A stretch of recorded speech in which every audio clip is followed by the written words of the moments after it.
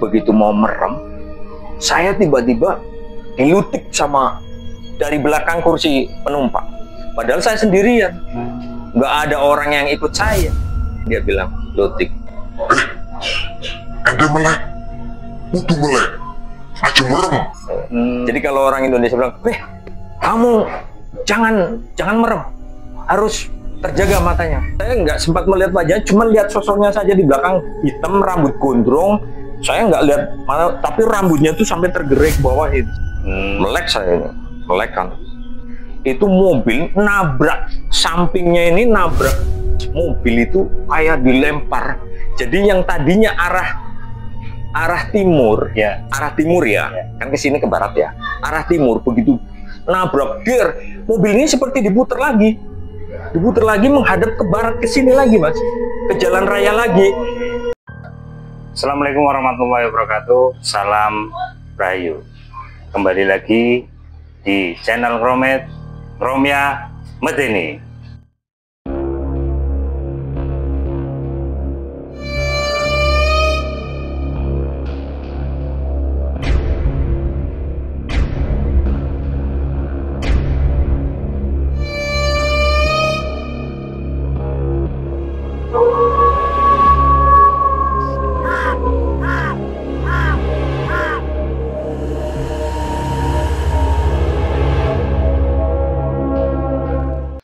Kali ini kita berada di warung bakso Malang di Taman Rakyat Selawi Ayu, Kabupaten Tegal. Dan kita akan ngobrol-ngobrol terkait dengan kisah nyata dari salah satu warga Kabupaten Tegal yang kebetulan kita akan ngobrol di wilayah Trasa ini. Dan seperti biasa, bagi sedulur-sedulur Romet yang ingin mendukung video-video kami, jangan lupa like, komen, dan share video-video kami. Langsung saja kita akan ketemu dengan salah satu narasumber kita kali ini, yaitu Om Mary. Om Mary ya? Iya, betul. Om Mary, bisa diceritakan sedikit Om ini? Ya, kisah apa yang akan diceritakan kepada sedulur-sedulur kami? Ya, sebelumnya saya perkenalkan, nama saya Eri Siswanto lengkapnya.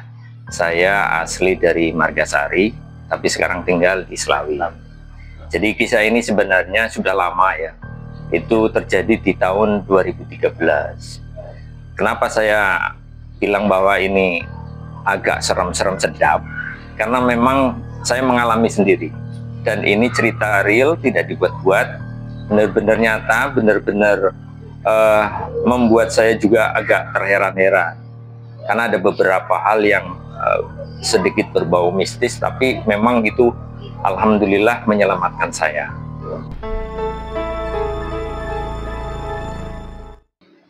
Jadi pada tahun 2013, bulan Oktober tepatnya, waktu kejadian kecelakaan saya itu baru membeli mobil itu 2 bulan mas.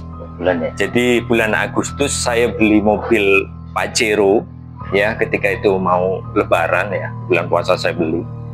Kemudian saya pakai untuk harian karena mobilisasi saya itu Selawi Margasari.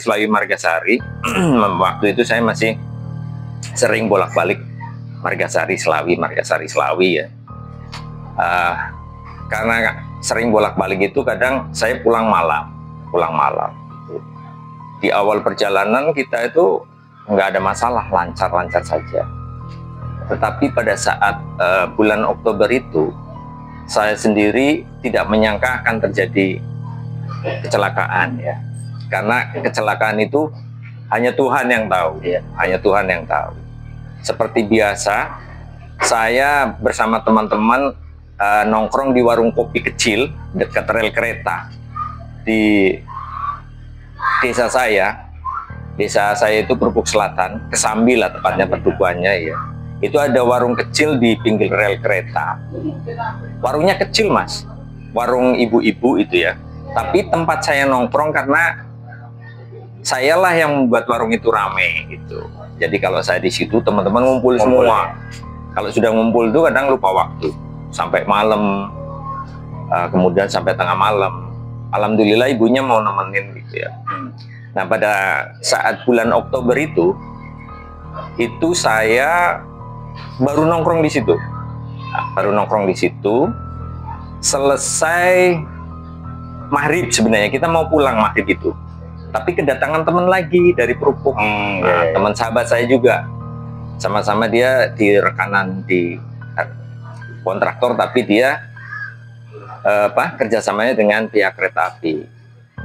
Mas Purnomo almarhum, orang yang sudah almarhum, itu datang, sehingga kita akhirnya ngobrol lagi sampai jam setengah 8.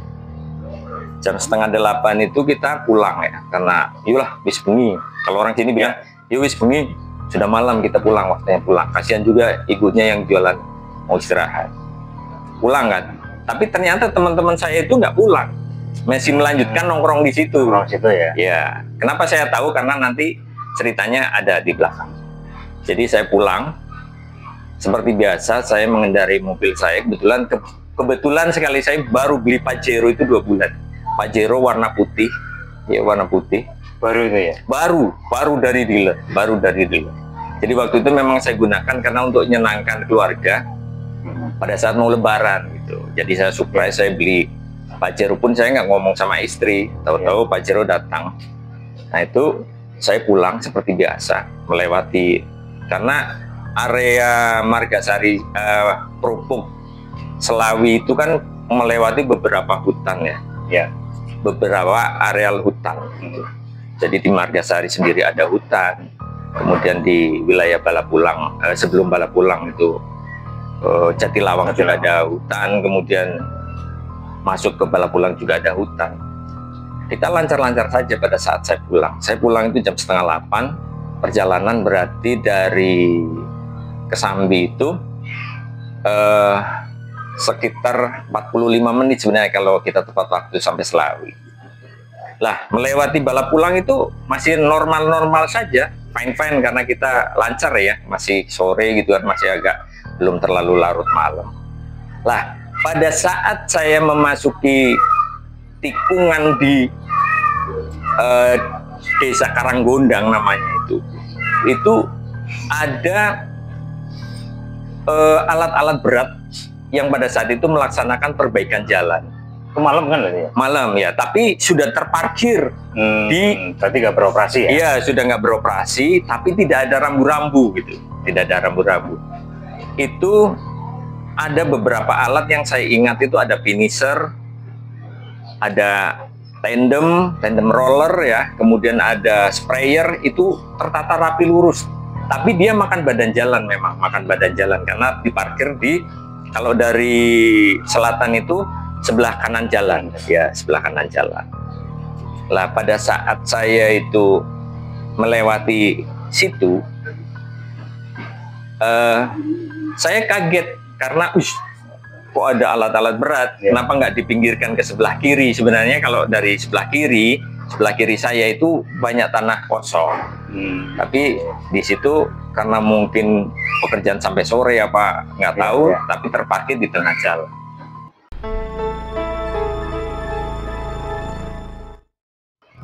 Pada saat itu, nah kita flashback lagi ke belakang sedikit Mas. Itu kejadian itu tepat di mana pada siang hari itu saya itu memberi rokok kepada pekerja yang ada di situ, 2 slop rokok. Karena waktu saya siang mau berangkat ke Perupuk, ke Kesambi itu, saya kan melewati orang kerja itu. Jadi saya balik dari Selawi siang sekitar jam 11-an lah, jam 11. Saya sempat berhenti sebentar, walaupun di traffic light ya, dikasih traffic karena gantian lajurnya.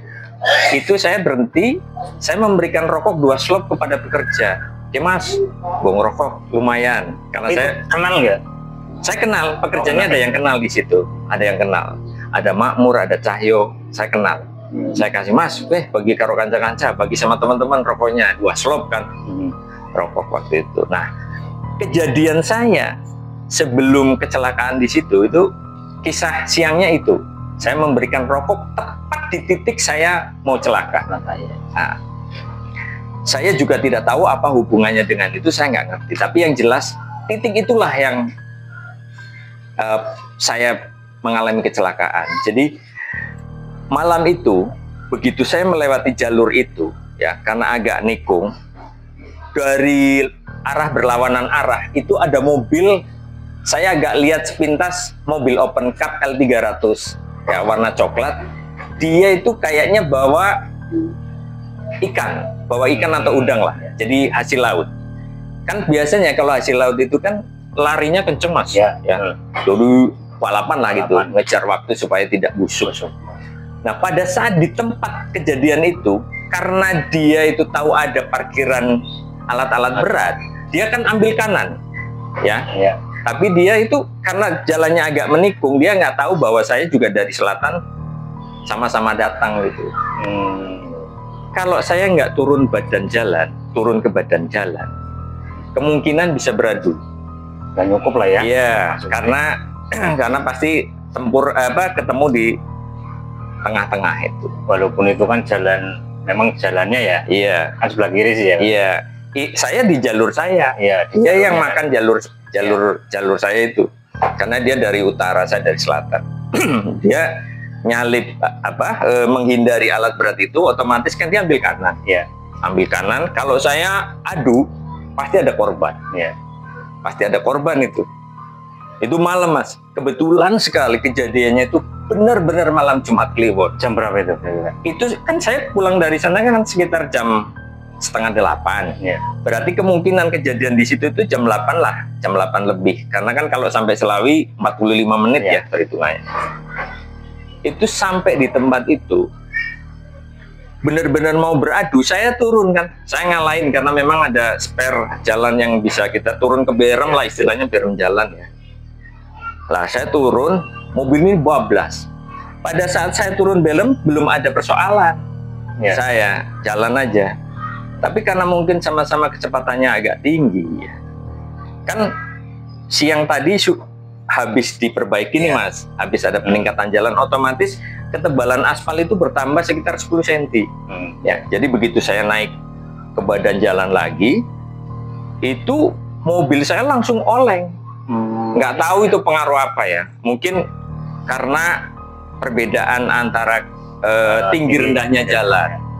Jadi tinggi rendahnya jalan berpengaruh mungkin ya, karena ditambah 10 cm. Kemudian saya itu kecepatannya agak tinggi. Begitu saya naik belokan mau ke aspal lagi, itu mobil langsung oleng. Langsung oleng itu bukan olengnya nabrak itu, tapi dia masih oleng jalan ke sana, ke depan gitu, sampai melewati alat-alat itu, alat-alat berat itu. Nah begitu oleng, saya tuh bingung karena sudah nggak bisa dipegang setirnya mas. Udah muter sendiri lah. Udah udah kolab dia, udah kolab. Saya juga heran kenapa ini mobilnya kok arahnya larinya ke sungai gitu. Padahal Mas Wiwit tahu kan di situ itu ada sungai yang lebarnya lumayan lebar ya, ada sekitar 12 meter apa 14 meter. Kedalamannya kan sekitar 7 meter. Ya. Dan di situ kan batunya sebesar-besar ini mas, sebesar-besar meja, sebesar gajah-gajah gitu kan, gajah duduk. Lah, begitu mau masuk sungai, itu saya sempat sudah panik ya, karena kita masuk, anggar wong Tegal ki ngomong, kita jebur sungai gitu, jebur kali, masuk sungai. Jadi saya sempat mau memejamkan mata, Nah, di sinilah merindingnya saya. Mau memejamkan mata, mau pasrah gitu ya. Karena sudah mau masuk sungai yang notabene batunya itu segede-gede gajah. Saya mau merem, karena itu berarti udah jam 8 malam ya. Itu malam Jumat Kliwon, bener-bener malam Jumat Kliwon. Begitu mau merem, saya tiba-tiba dilutik sama, saya nggak tahu itu wujudnya apa, dari belakang kursi penumpang. Padahal saya sendirian, nggak ada orang yang ikut saya. Saya itu pulang sendirian. Dilutik, karena merinding. Karena saya orang Jawa, ya kayak orang Jawa, orang Tegal. Itu dia nggak pakai bahasa Indonesia. Malah agak ke Arab-Araban, dia bilang, Lotik. Ente melek, kudu melek, aja merem. Jadi kalau orang Indonesia bilang, kamu jangan merem, harus terjaga matanya, harus Melek ya? melek lah pokoknya, harus melek, jangan merem gitu. Nah, saya nggak tahu kode apa itu, tapi begitu saya sudah pasrah, saya langsung melek lagi. Melek saya ini, melek kan. Mobil saya itu kalau larinya kemana saya tahu persis. Begitu mau masuk ke sungai, itu mobil nabrak, sampingnya ini nabrak pohon nangka, Mas. Pohon nangka itu ya sebesar inilah, pohonnya masih belum besar sekali, Mas, sebesar ini.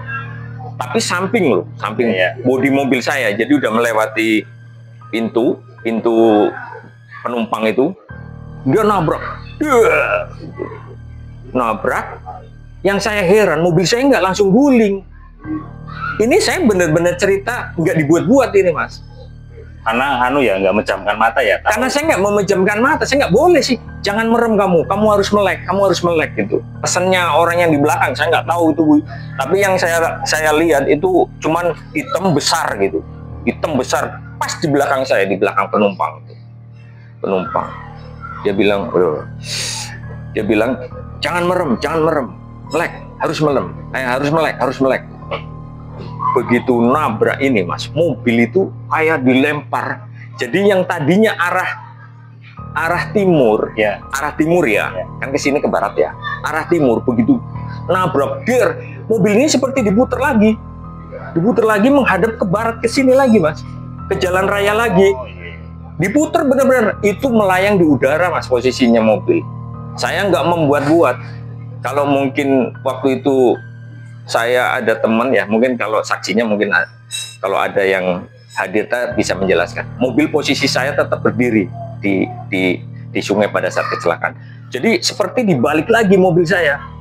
Begitu nabrak, itu sampai putus. Ini pucuknya pohon nangka ini putus, Mas. Saya lihat karena saya nggak merem sih ya. Bunyi. Atasnya putus. Begitu nabrak ini, mobil kayak diputar balik. Ya, diputar balik. Kenapa saya lancar? Karena kronologinya saya tahu persis. Jadi mobil ini seperti dilempar ke sana, ke ujung sungai. Mobilnya nyebrang, Mas. Nggak terbalik, nggak guling, nggak apa. Tapi posisi di atas udara ini bisa melayang, bisa berputar sendiri. Ini benar, saya nggak ngarang. Kenapa saya sampai selamat itu? Jadi seperti terlempar. Kemudian pada saat mau turun, Mas, saya juga sudah pasrah. Tapi karena sudah dipeseni jangan merem, saya tetap nggak merem. Saya tetap melek lagi. Saya tetap melek. Jatuhnya mobil itu begitu muter begini posisinya, tapi terlempar ke seberang sungai, Mas. Bukan di depan situ, tapi terlempar ke seberang sungai. Jadi mobil itu kayak pesawat balik di udara gini. Begitu turun, itu jatuhnya persis di antara batu-batu besar, Mas. Jadi ini batu-batu besar ya, batu segajah-gajah. Mobil saya bisa kembangannya wong kene ngomongnya nyelag di antara batu-batu ini. Nyelag ya apa sih bahasa Indonesianya ya? Selip, Pak. Menyelip lah. Menyalip ya. Jadi masuk ke di tengah-tengah batu besar. Kalau mobil saya itu jatuhnya di atas batu ini, remuk saya. Remuk mobilnya, remuk badan saya. Itu karena pasti pengsret kan. Untung masuk di sela-selanya, di sela-sela batu ini. Saya buka pintu samping itu udah nggak bisa. Pintu supir ya. Kalau di pintu penumpang masih ada spare sedikit. Bener-bener mepet sekali. Lah, begitu saya itu, astagfirullahaladzim. Jadi waktu mau turun, saya sudah pasrah nih, tapi saya tetap melek.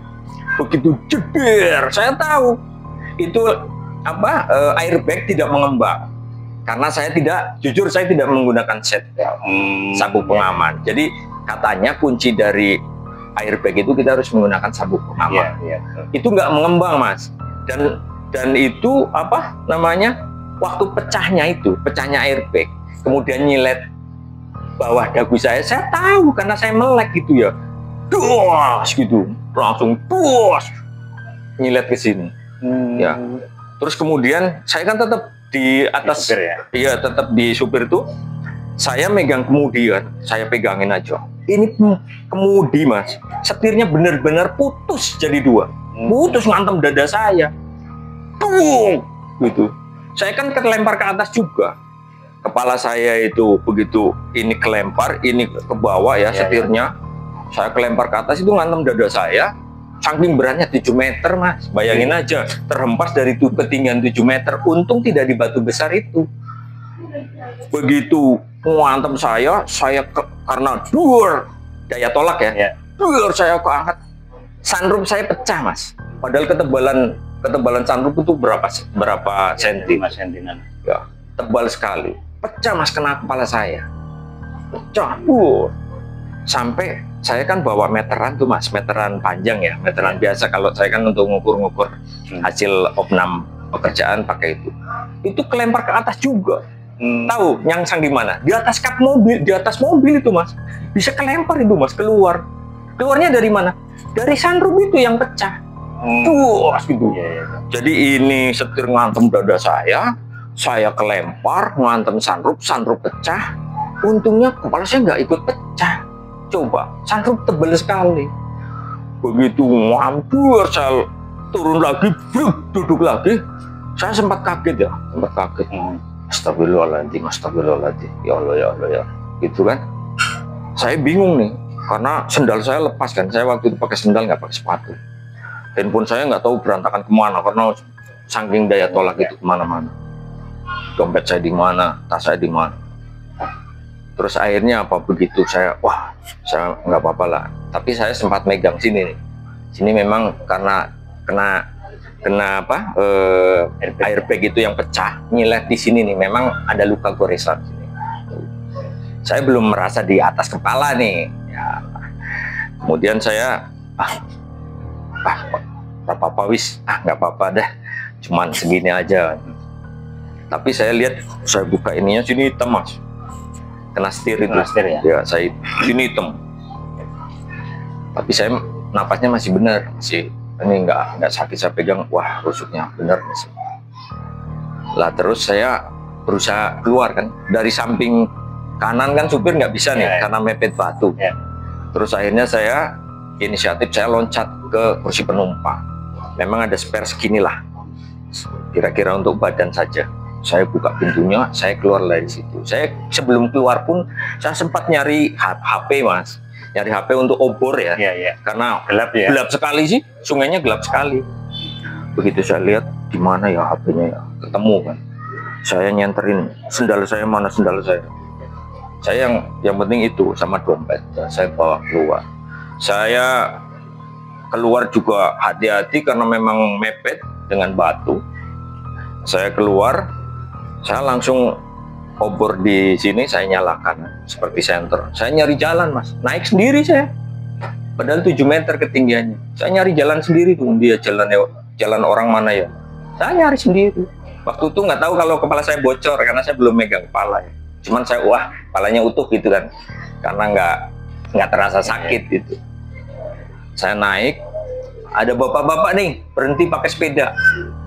Mas, apa mas? Apa? Mas kenapa ini? Nggak apa-apa. Harus apa mas? Sama siapa mas? Sendirian pak. Itu. Wis pak, jalan baik jalan, aku bilang itu. Pak jalan baik jalan wis. Yang kecelakaan tunggal.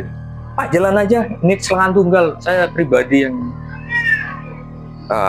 akhirnya orang itu pergi ya. Saya pikir dia pergi saja, ternyata nanti di belakang dia lapor polisi gitu, di pos polisi. Saya naik dulu. Karena waktu itu yang saya pikir saya hanya pengen minum. Kaget sih, kaget dan runteg lah, bahasa Jawanya runteg, gemeter. Runteg dan gemeter. Jadi saya gemeteran, ya kaget gemeter ya, biasa orang habis celaka. Sekuat apapun ketika menghadapi itu pasti runteg gitu. Lah saya naik, wah tak dulu sepi mas. Sekitar situ warung sebelah jalan apa ke sana jalan? Saya udah nyebrang loh. Jadi begitu saya naik ya pakai senter itu, saya nyebrang di jalan nyari warung mas. Karena kalau sebelah sini kan sungai jelas udah nggak ada pemukiman, nggak ada apa. Saya nyebrang ke pemukiman. Di situ nggak ada warung yang buka, Mas. Tiba-tiba saya itu dipanggil sama orang yang dekat dengan kejadian saya. Jadi sekitar 25 meter lah rumah. Mas, Panggil saya kan. mas, sini. Sampai bulat warung ya kan? Sampai cari warung ya itu. Mene, sini ya. Gitu. Akhirnya saya ke sana. Iya Mas, saya cari warung mau beli apa? Kena. Nah, yang lebih hebohnya lagi, ternyata rumah situ mau acara 40 hari bapaknya meninggal. Jadi saya dikasih minum aqua gelas nih, 5 gelas. Oke Mas, gue minum, ini buat minum. Saya minum Mas, 2 gelas saya minum. Saya duduk kok. Terus saya cuma berpikiran, teman-teman saya nih, saya telepon.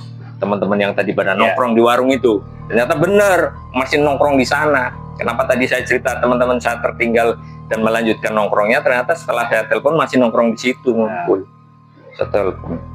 1 orang nggak diangkat, 2 orang nggak diangkat. Terus saya telepon satunya ya, namanya Yanto. Mas, apa Mas? Mas, aku kecelakaan ke nang Karanggondang. Aku kecelakaan di Karanggondang, mobilku masuk sungai. Sampai bermain. Ya alhamdulillah, aku nggak apa-apa gitu kan. Aku nggak apa-apa. Sampai ke sini ya, soalnya itu butuh derek. Saya minta ditemani gitu. Kan harus diangkat Mas. Ya harus diangkat. Sebelum polisi datang saya bilang gitu kan. Karena ini kecelakaan tunggal. Saya nggak mau berlama-lama dengan urusan kayak gitu. Saya juga sempat nelpon teman saya di Polsek, Mas Aris, bener Mas, ya kecelakaan tunggal, orosa diperbal, orosa diberkas. Karena ini kecelakaan tunggal pure murni, saya nyebur sungai. Nanti Mas, di Karanggondang dia datang juga, teman saya dari Polsek Margasari, teman karib. Jadi waktu itu saya minum yang orang mau 40 hari bapaknya meninggal itu, saya minum. Waktu itu saya masih sendirian. Terus saya mikir, Mas, ada penumpangnya orang? Ada penumpang? Nggak ada penumpangnya. Cuman saya sendirian. Bisa Mas? Ya kalau saya rela tabrakan sama orang, itu orang yang di L300 mati semua. Itulah jadi namanya pengorbanan kadang-kadang kayak gitu Mas. Kita menyelamatkan orang, kita harus rela berkorban. Padahal kalau kita adu mungkin posisi saya menang karena saya di jalur sendiri kan, di jalurnya saya sendiri. Sedangkan dia makan jalan saya. Cuman karena saya masih ada kesempatan untuk saling menyelamatkan, ya nggak apa-apa gitu. Otomatis saya yang menghindar gitu. Kalau di kendaraan kan harus begitu. Siapa yang bisa menghindari ya itu menghindari. Cuman memang akibatnya saya yang jadi celaka. Tapi dulu. Oh iya.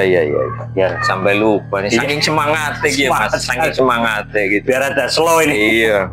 Saya kalau cerita itu memang semangat karena kejadiannya sangat luar biasa. Merokok?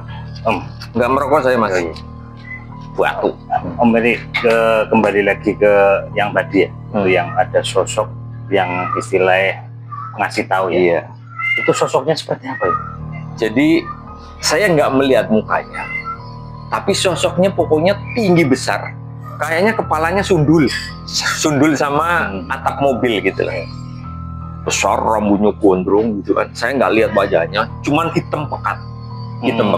Tapi saya kerasa kalau dilutik, bahu saya dilutik gini kan. Kalau orang ngelutik kan, melek, ente kudu melek, aja merem. Jadi pesannya cuma gitu, kamu harus melek, jangan merem. Kalau bahasa Indonesia, kamu jangan merem, pokoknya harus melek gitu.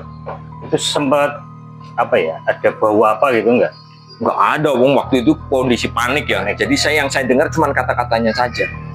Ente aja merem, melek. Ente kudu melek. Gitu. Harus melek. Aja merem. Jadi saya melek memang. Memang itu saya juga nggak tahu apakah itu. Ya alhamdulillah berarti saya masih diingatkan untuk bisa diberi keselamatan kan. Ya. Dan mobil saya memang hancur Mas. Di belakang agak hancur. Terus yang jelas bawah itu mesin kita tuh yang di bawah gearbox dan lain-lain itu karena kena batu ya, itu memang rusak. Nah pada saat itu saya juga herannya begini, mobil posisi kalau misalkan mau jatuh mestinya langsung nyungsep ya, karena kedalaman 7 meter. Kemudian kenapa harus nabrak pohon dulu, ya. pohon nangka dulu. Ya, pohon nangka itu. Di situ memang banyak pohon atau gimana? Ada beberapa pohon lah ya. Ada pohon Memang yang ada sela ya? ada sela. Kalau yang sebelah sini pohon besar itu, pohon yang di pinggir jalan kan besar-besar tuh kayak pohon asem. Nah, ini pohon yang di pinggir sungai persis, Mas. Ada pohon-pohon. Nah, itu ada pohon nangka. Berarti bukan pohon yang di jalan ya? Bukan. Jadi yang di tepi sungai, ibaratnya bantaran lah. Ya, Tapi kan karena posisinya miring begini kan, ya. jadi dia di dalam kemiringan tanah ini tumbuhnya. Itu ngantem itu dulu, sehingga mobil saya kayak kelempar. Berarti kecepatan lumayan ya? Ya nggak tahu lah, orang saya lagi buru-buru pengen sampai ya. Itu begitu nabrak itu langsung kelempar ke seberang sungai. Nah, alhamdulillahnya itu tadi saya bisa terhindar dari cedera parah. Ya itu mungkin kuasanya Gusti Allah ya. Saya hanya percaya sama Allah bahwa siapa yang celaka selamat itu yang menyelamatkan ya cuma Allah. Ya, terlepas dari siapapun yang mengingatkan saya yang di belakang ini, semuanya itu tergantung yang Maha Kuasa. Itu kan sempat muter ya, muter di atas, kayak di atas angin ya, lah ya. Di atas angin. Di atas angin itu ada perasaan apa? Ya seperti kita kayak naik itu loh Mas, kayak naik komedi puter tahu? Iya. Komedi puter. Jadi kayak kita itu kayak diputer gini, gitu. Ya mobilnya muter sih ya Mas, jadi kayak diputer gini, gitu loh. Tapi mobil itu tetap melaju ke belakang, gitu. Diputer sambil mundur ke belakang. Coba. Berarti antara titik pohon nangka sama kelemparnya berapa jauh kira-kira? Jauh sekitar 10 meter Mas. Oh ya, berarti Jauh karena kan saya tadi bilang bentangan sungai itu sekitar 14 meter, ya 14 meter. Jadi begitu nabrak pohon nangka itu berbalik arah, tapi mobilnya seperti mundur Mas, mundur sampai di pinggir sungai seberang. Jatuhnya di antara batu-batu yang tadi saya cerita itu. Nah itu, alhamdulillahnya memang benar-benar tidak jatuh pas di atas batu itu. Dan sosok itu ketika setelah kejadian ada nggak? Hilang ya? Nggak ada lagi. Berarti cuman ngasih tahu. Ya itu kalau saya cerita selalu merinding karena memang real itu kejadian benar-benar. Sempat lihat sosok secara jelas atau hanya mungkin garis mata aja biasanya kan? Enggak, saya enggak sempat melihat wajahnya, cuma lihat sosoknya saja di belakang, hitam, rambut gondrong. Saya nggak lihat mana, tapi rambutnya tuh sampai tergerai ke bawah itu semua, tergerai ke bawah seperti mau nutupi tubuhnya gitu. Iya. Itu bilang gitu. Tapi sebelum kejadian itu ada perasaan mungkin ada yang di belakang, makhluk di belakang nggak? Nggak ada. Ada ya? Yang biasa saya pulang sendirian malam-malam pun nggak pernah ada perasaan seperti itu. Nggak pernah seolah-olah ada yang ngikutin gitu. Nggak ada, nggak pernah. Baru itulah ketika saya mau celaka. Itu mungkin sesuatu yang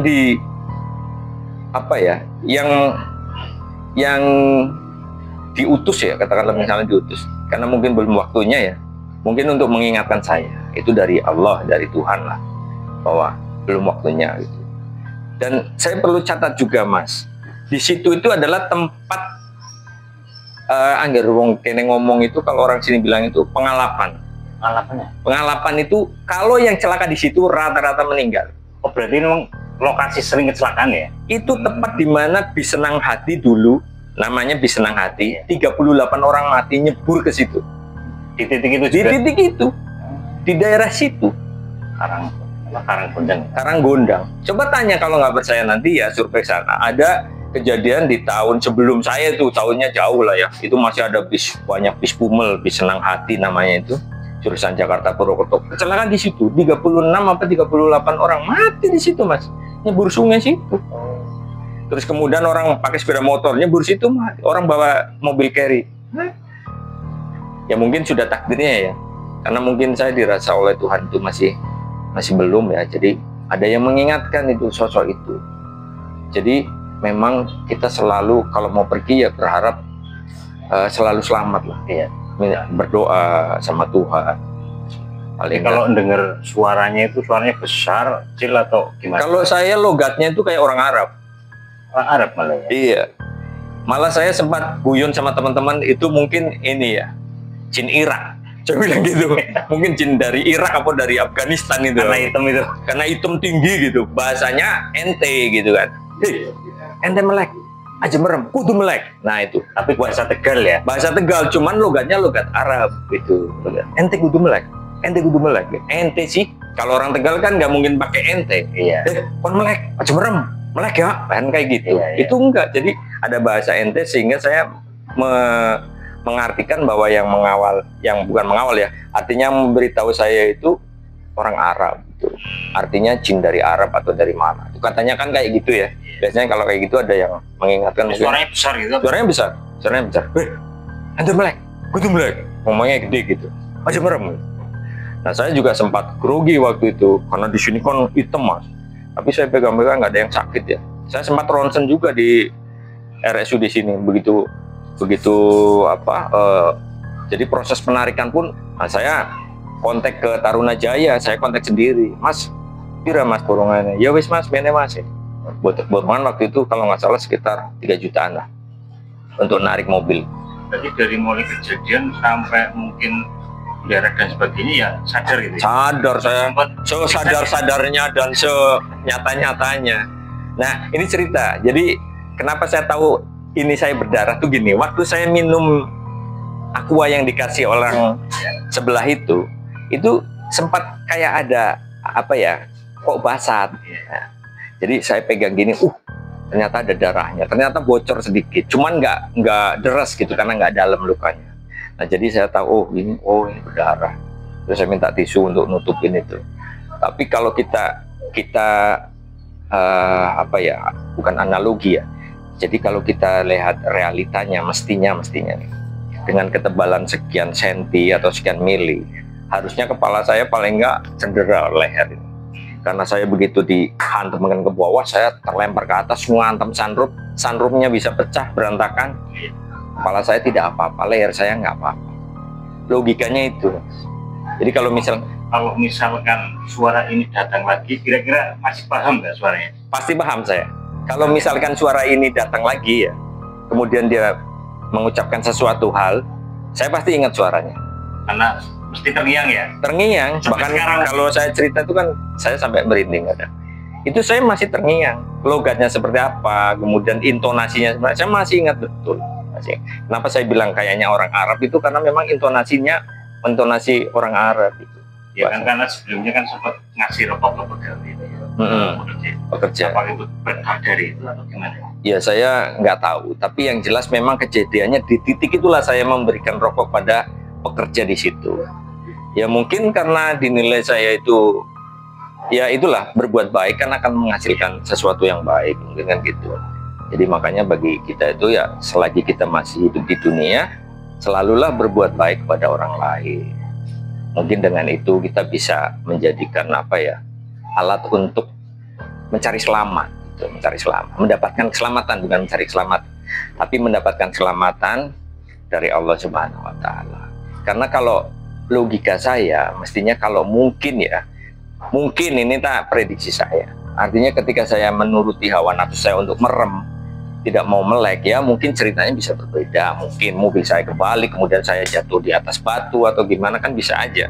Tapi memang diperingatkan untuk tidak merem gitu, tidak merem sehingga mobil kelempar ke sana pun saya tahu mobil muter di atas langit katakanlah juga saya di udara ya saya kerasa gitu. Kemudian jatuhnya pun saya melihat dengan jelas, gitu. Saya tahu persis. Kemudian nyobeknya apa airbag juga saya kerasa. Gitu. Makasih Om Eri, ini sudah ngobrol-ngobrol banyak. Wah, luar biasa ceritanya ini, berapi-api sekali. Ya. Dan ngeri juga ini. Iya. Ya saya hanya pesan gini Mas, artinya mohon maaf. Jadi kita hanya berpesan kepada semua lah ya, semua penonton bahwa jangan sungkan untuk berbuat baik sekecil apapun, karena barangkali itu adalah hal yang bisa menyelamatkan kita. Itu.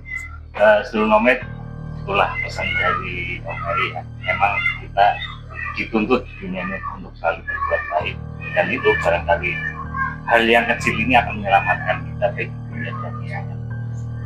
Demikianlah seluruh nomad cerita misteri kali ini, dan jangan lupa subscribe, like, dan komen video-video kami. Terima kasih. Assalamualaikum warahmatullahi wabarakatuh. Salam.